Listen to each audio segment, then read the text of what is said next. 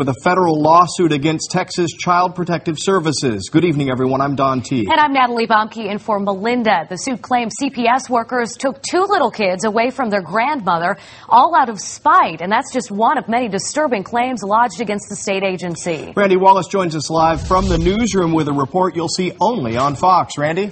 Don, most people who fight CPS and win decide it's best to keep quiet.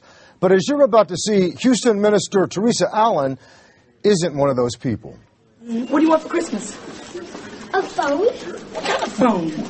A clean phone. If Child Protective Services had its way, 5-year-old Caitlin Allen wouldn't be with her grandmother right now. Neither would her 6-year-old brother, Elijah.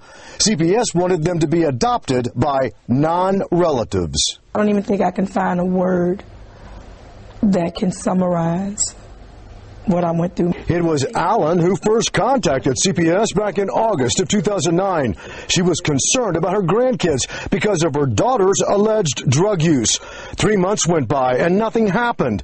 In the meantime, Allen, the grandmother, took the kids to keep them safe.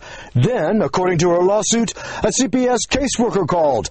That caseworker stated she was in fear of losing her job for missing a deadline to investigate the matter. Allen complained to the caseworker supervisor and anyone else with CPS that would listen. She wanted action. Go all the way up to the top, and you just can't believe that there was no one in authority that could have stopped, looked, and listened and investigated my complaint. She finally went over the head of the caseworker, went over the head of the supervisor to the program director, and she was told in no uncertain terms that that was a bad move on her part, and they were going to show her exactly what happens to people who make bad moves. The next day, attorney Chris Branson says CPS took Allen's 2 young grandkids away from her. And I didn't know what was going on. I did not know why. The initial taking was illegal. Branson says CPS claimed the kids were in danger. That's why they took them with no court order in hand.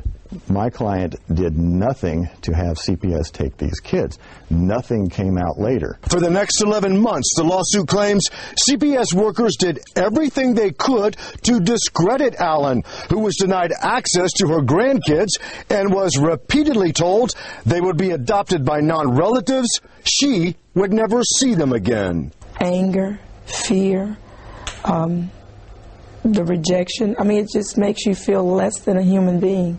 In a hearing, Grandma won the right to get her grandkids back, but she hopes the lawsuit will lead to changes at CPS. We believe this is a good case that will set a precedent, that will send a clear and distinct message to Child Protective Services to clean up their act and to do things the right way. What does CPS have to say about the lawsuit? We contacted a spokesperson for the state agency. She declined comment, citing the pending litigation.